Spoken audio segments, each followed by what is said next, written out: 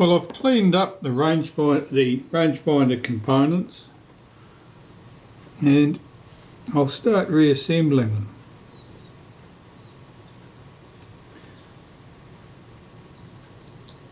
The body of the rangefinder and its semi-silvered mirror here has been cleaned in the ultrasonic cleaner.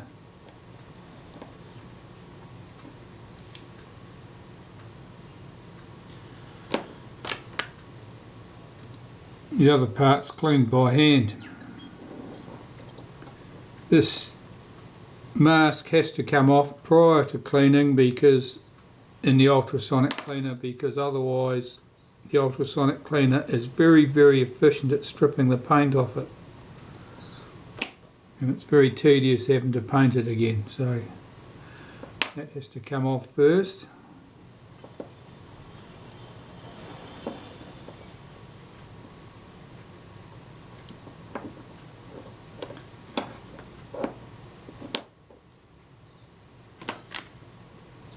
Speck of something on that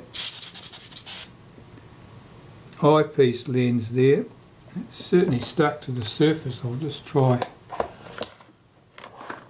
cleaning that off.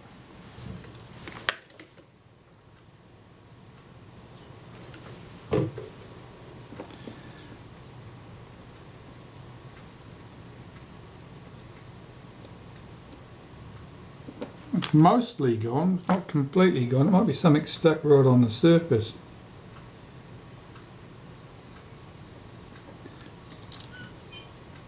Let's try that.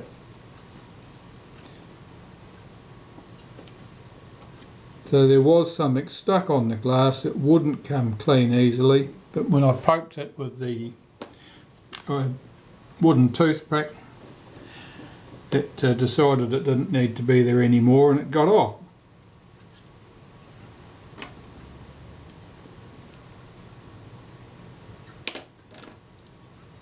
I'll put the prism in place. The two screws that hold the prism in also function to adjust the prism, and that adjusts your vertical alignment. Where did that screw go when it pinged away from me so efficiently there? There it is.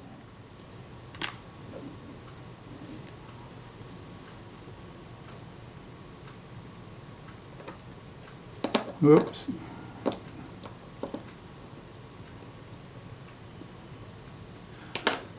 My tweezers are a bit worse for wear, so I'll have to get another batch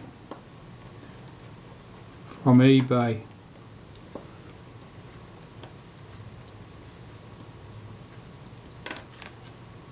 Unfortunately, my last attempt at ordering some more didn't go very well. A supplier decided they had no stock and refunded me.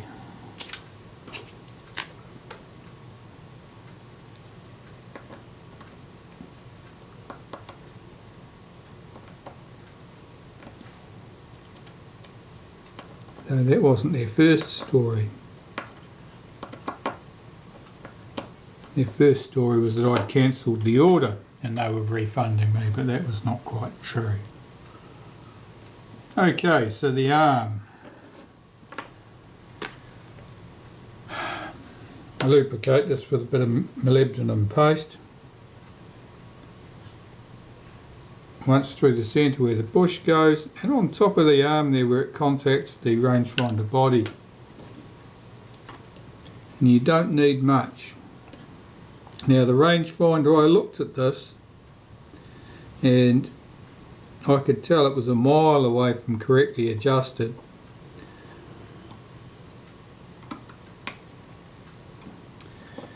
So I've got no idea what terrible things have been done to it in the past.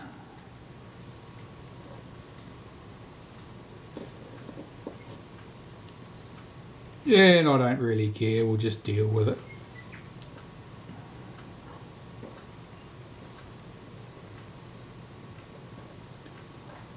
Get this in place.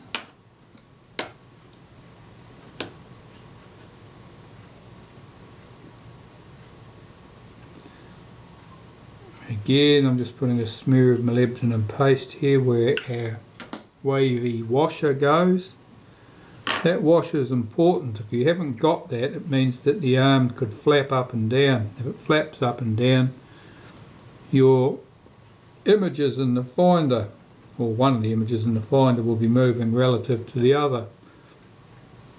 And you will find that very annoying. Your vertical alignment will be crazy.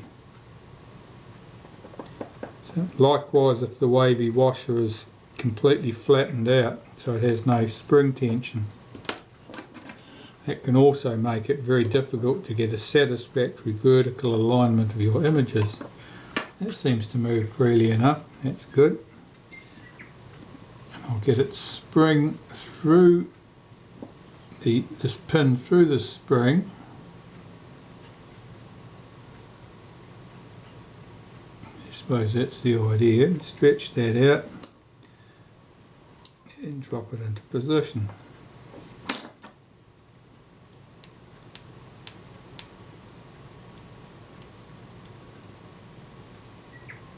Yeah, it seems a little bit reluctant.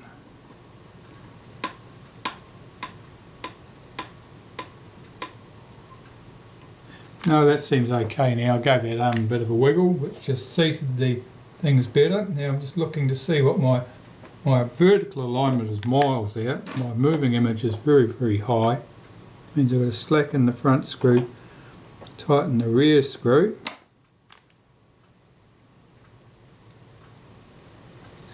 I need more than that.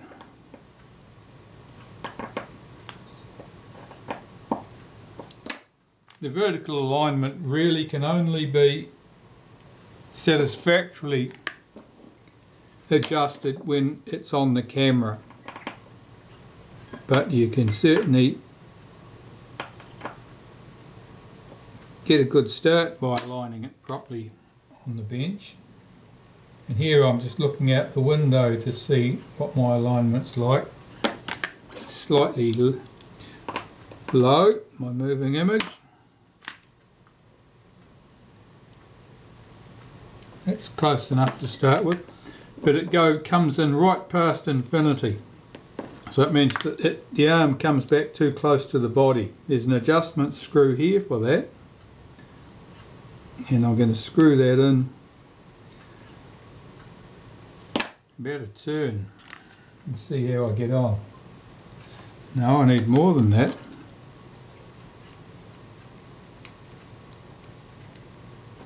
That's the rest position for the rangefinder, and it should always be aligned at infinity there. More still.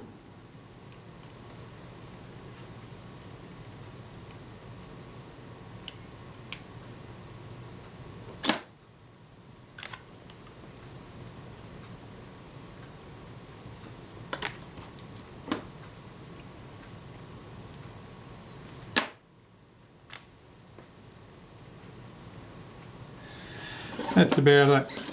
So at that stage that's ready to go back in the camera and final adjustments be made. Well, that's a bit embarrassing. For some reason I have two rangefinders with this camera. I must have picked one up from somewhere else and it's got into the box of parts here while I've been working. I suspect the one that I just went ahead and cleaned and adjusted was not the one from this camera at all. I think that was in a box of parts that I'd separated off and was hunting for something else in. Oh well, that means that this was the original rangefinder, and I'll have to clean and adjust this one. Well, with the correct rangefinder cleaned and ready to go into action, I can put it on the camera body.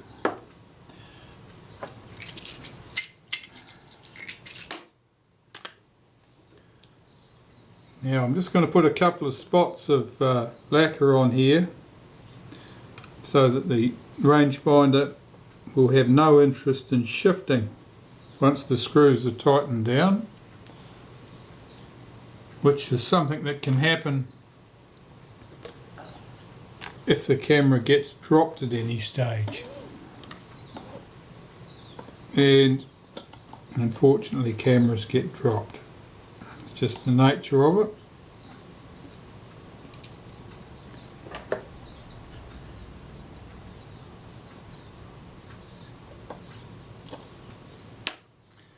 There aren't many cameras that come my way that don't show some signs of having hit the ground at some stage during their life.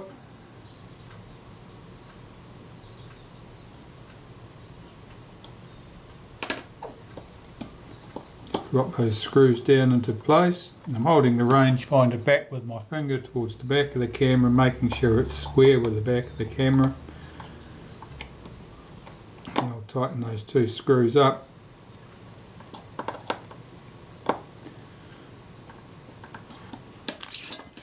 Now I need to do my adjustments for the rangefinder. So I'm just going to look out the window, see what I can see, and it's the vertical adjustment that'll change, and the horizontal adjustment is certainly out.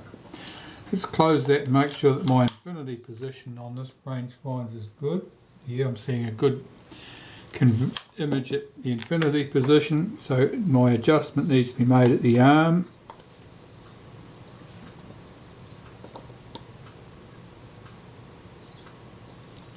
Just that way should give me that good. That's a good place to start. Makes that a little bit snugger. Now I've got to come back in until the images at infinity just coincide as you move your focus scale ring to the infinity position.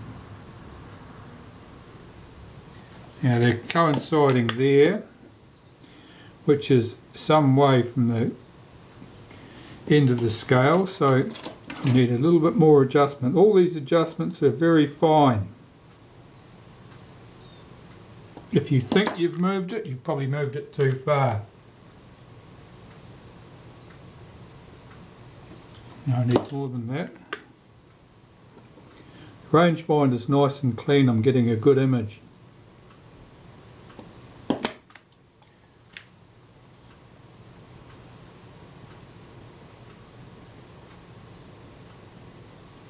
That appears to be good. I'm going to lock the adjustment here and check it again. When you lock the adjustment, it can often shift things slightly. So it's worth taking care to check again to make sure that anything you have disturbed hasn't caused a problem. Well, that top cover can go on now because we're done in there.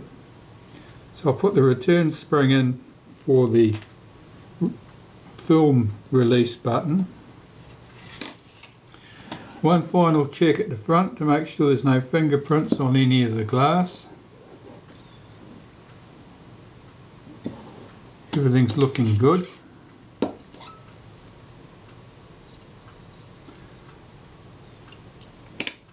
Top cover in place. That's looking good.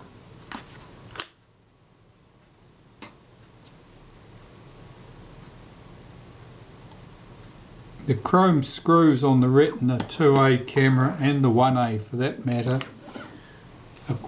they're shorter than the equivalent screws on a Retina 3C camera. So if you've lost a chrome screw and you're replacing it with another one, be aware that if it's longer than the original, it'll hit the film advance mechanism at this point, and you won't like it because it just jams everything up. So the rewind can go on here. The knob, there's that little space that goes on, and this goes on. That feels good. Tighten that up. And reassemble the frame counter once more. Here's our advanced lever. I left that set in the 90 degrees out position. Our frame counter spring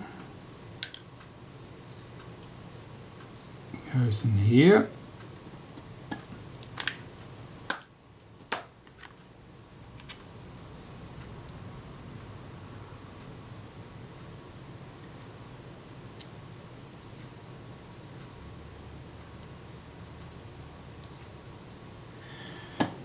See if we can get this top on there without losing anything.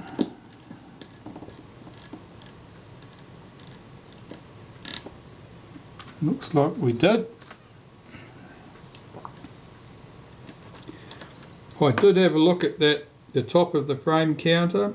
It was pressed down, bent in at the edge, and I was able to bend it back out with my fingers over my all-purpose block of wood.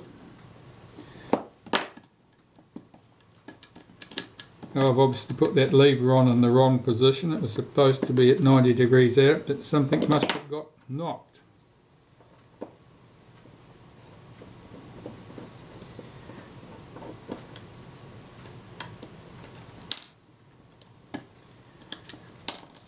And where is everything set? No, that's completely released. I have to take that top off. One way or another I've managed to depress the film release button or otherwise knock it, and the film advance is not 90 degrees from the rest position as it should have been. No great harm done, we can soon sort that out. Just an annoyance.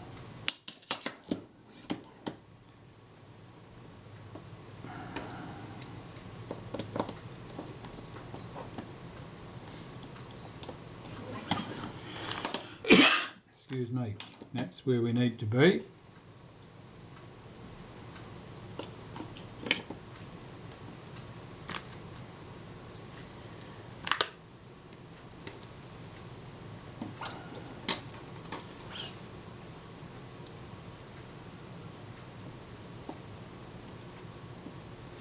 And I'll get my film advance lever in place.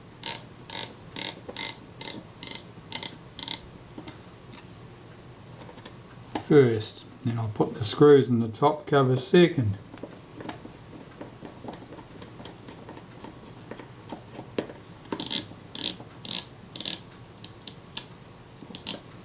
And that's all good.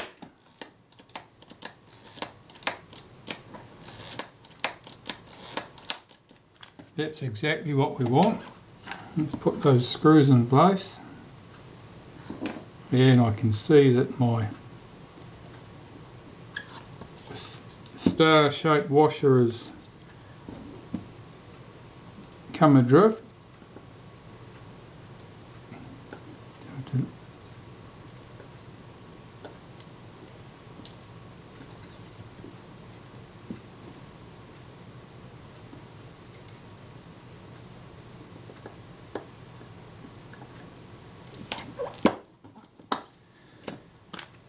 Rewind knob.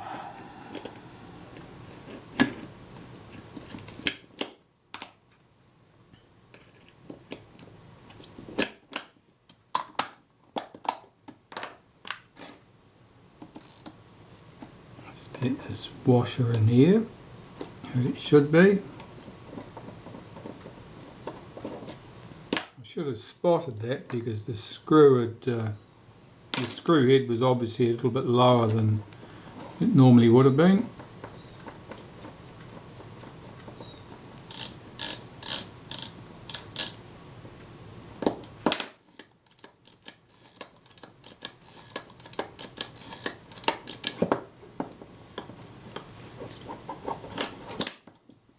Well, I think that's my camera body. I better do the shutter next. Just remove that retaining ring that I'd put on there for safekeeping. Lift off the spacer shims. Unscrew the rear group. Typically you can just get that loose with your fingers. Occasionally you might need to use a friction tool, and very occasionally you might need to use something more robust. Front group is the same, just unscrews with your fingers, and there's the dress ring from the front of the shutter, and here's the shutter itself. Well, I'll remove the outer shutter case, 2 screws.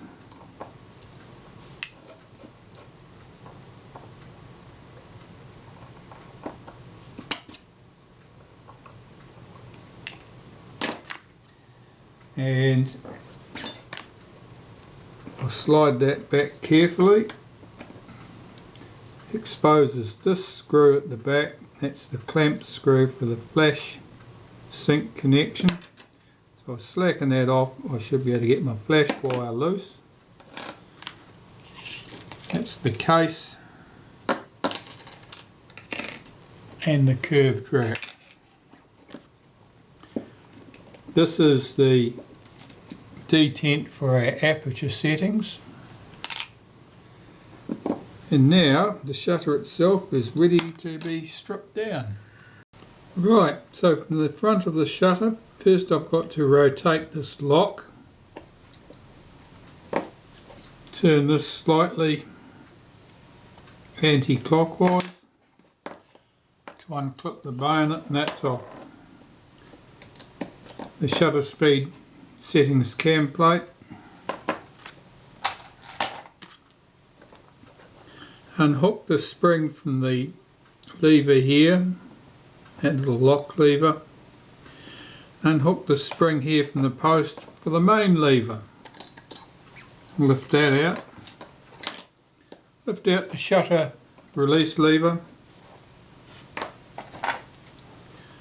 Remove the screw from the B lever. I'll just unhook that spring while I'm here so that it's not under tension. Nothing wants to fly away.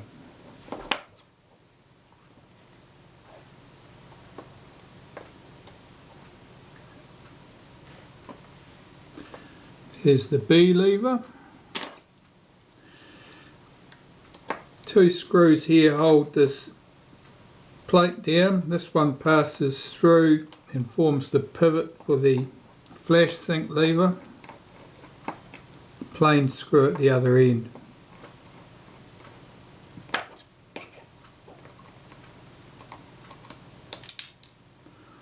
That was just the flash sync lever racing off across the room. I'll have to find that shortly. I'm sure it hasn't gone far. See if I can lift this plate up.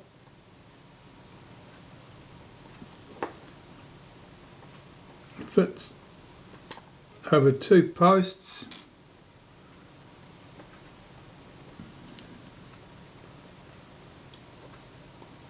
And hooks under the edge of the case at this point. I'll just remove that spring from the flash, from the lever that drives the flash contact. Lift out the pallets. Single screw holds this flash contact in place, and the post, the lever that operates it, to lift those out. This is the high speed spring, the 500th of a second speed spring. Here's the wheel that drives the pallet wheel and fires the flash. Alright, we're just about done here. Now I'm going to remove that black screw from the side of the case. That clamped the flash contact. Now there should be a tiny plastic insulator in here, black.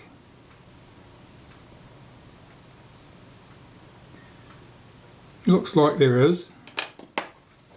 We lift out the flash contact, we should be able to see it. That insulator is very small, very easily lost.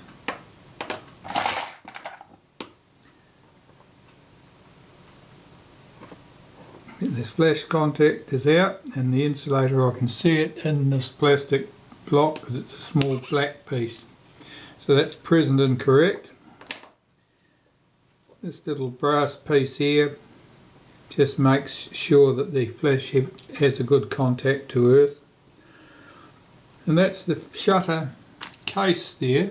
You can split the case and the mechanism plate. Three screws hold the case and mechanism plate together.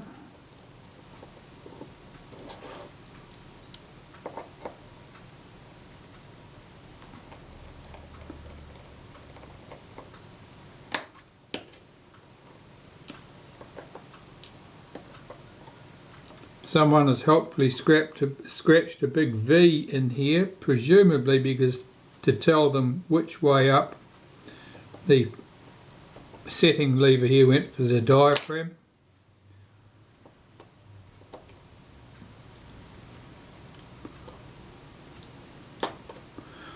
Alright, so that's the case and the mechanism plate split. The shutter looks relatively clean.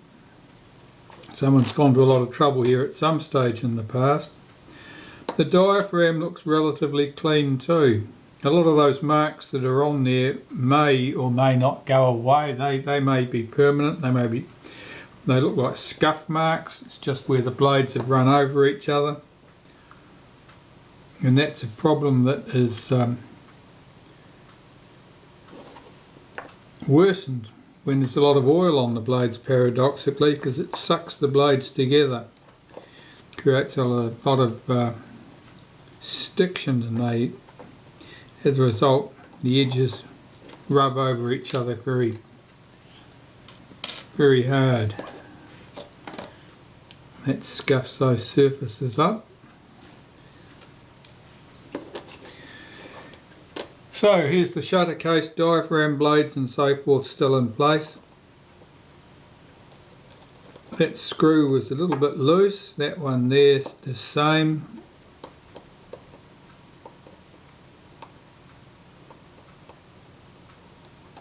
That one there, not loose but not tight. Took that lot out of the case. That's the settings ring, the one that is fixed to the settings lever for the diaphragm. As that swings backwards and forwards, it swings the blades inwards or outwards on their pivots. And that's just a rosette of blades. They're not overly oily, you can tell, because they fall apart quite easily. When they're oily, they come out two or three in a bunch stuck together. The shutter blades here, I'm having a quick look to see if there's anything odd about the way this has been assembled. No, it's blade number 1 in the number 1 position. Everything else correctly placed. Tip those shutter blades off. They weren't even particularly oily. They're a bit dirty looking, will certainly benefit from a clean, but they were not stuck down with oil. And the mechanism plate, this lever here moves the blade actuating ring. Unhook its spring, remove the screw. Sometimes there's a tiny washer under that screw, there's not this time. The bottom side of the mechanism plate, we have 4 small screws.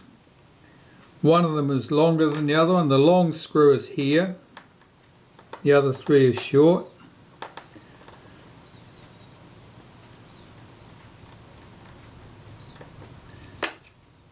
These were originally held down, fixed in place with some sort of locking agent, something like Loctite, if not Loctite.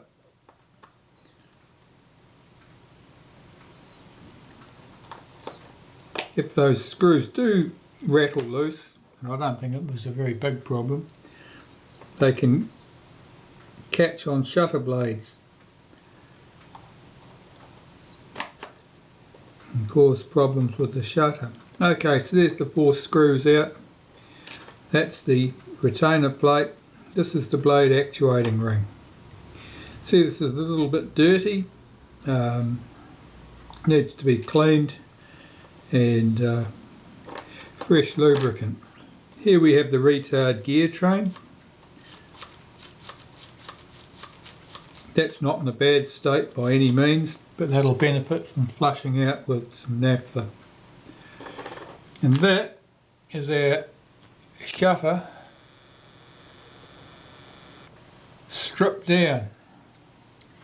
And I'll clean all these components up and then I'll put it back together. Okay, I can start reassembling things now. So I'll start with the diaphragm. 10 blades.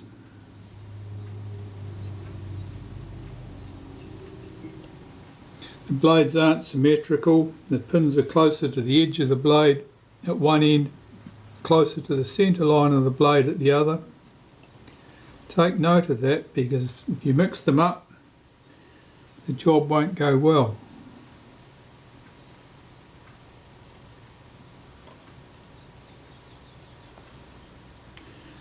First 6 blades, no problem, just lay them one on top of another.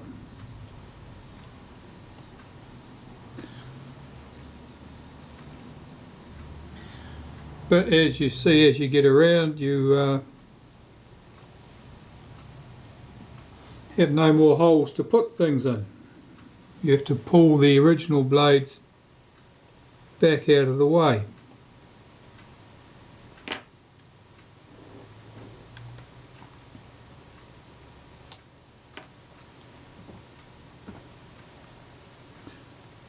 The blades have all been cleaned with Naphtha, and you have to be reasonably careful cleaning diaphragm blades because they have the little rivets on them. It's easy to catch your cotton bud, your Q-tip, on the blade while you're cleaning it, and damage the blade. Typically the blade gets bent.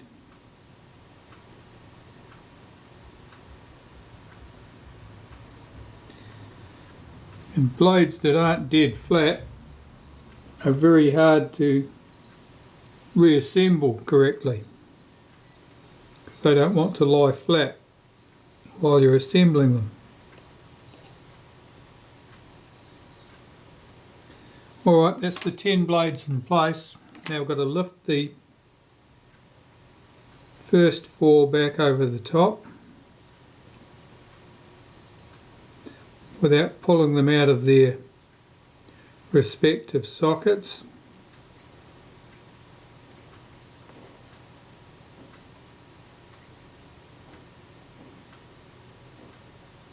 Something like that. This moving plate, the one that opens and closes the blades, well, that was just a bird hitting the window.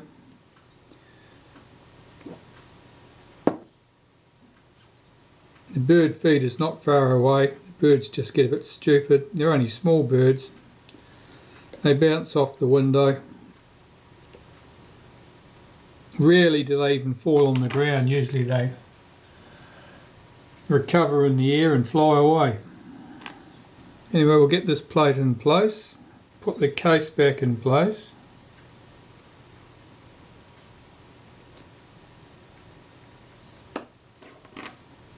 Flip this over, lift the bottom part of my jig away, line up the screw holes, check that everything looks good. One of the screws is countersunk, so I'll get that one in first. Just do the screws up lightly. If one of the blades has come displaced and its rivets are not in the moving plate, for example, you don't want to damage the blades by doing the screws up tight.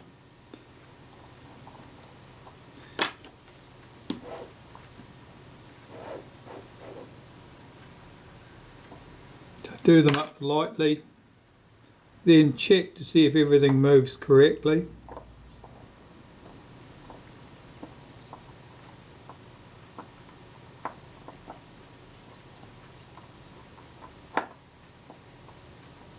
And if it does, you can tighten things up. Well, we're done with that jig. Let's have a look at this. First thing I do is check to make sure all of these pivots are in their correct positions, and they are. Now I'll try moving this, see if the blades all move freely and we're getting a circular opening. We appear to be, so that's all good. I'm tightening up my 3 screws.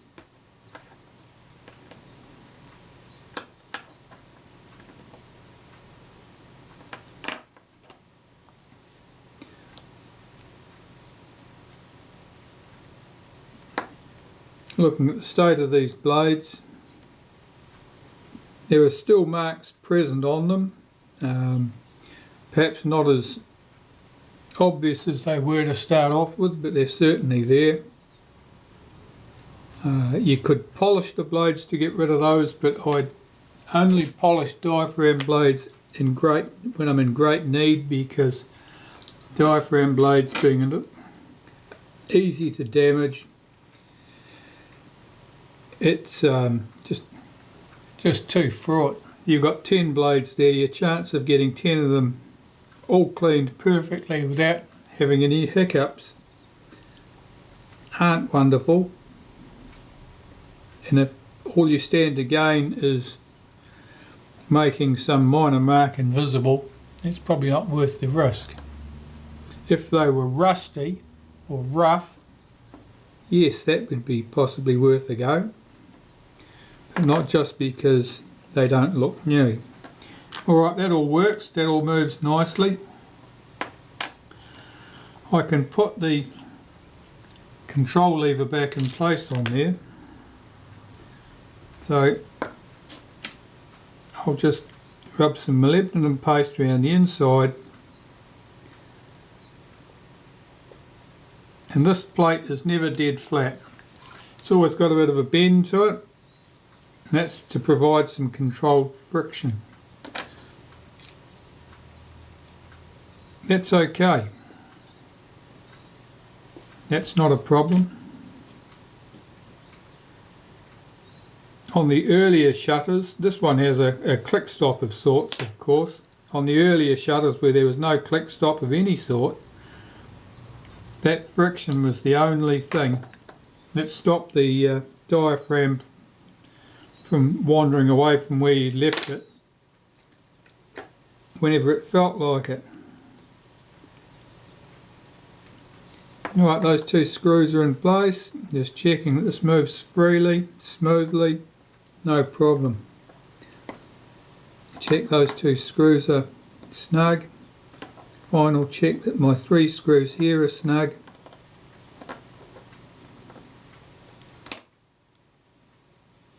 That's good. Shutter case dealt with. Next I have to deal with the mechanism plate.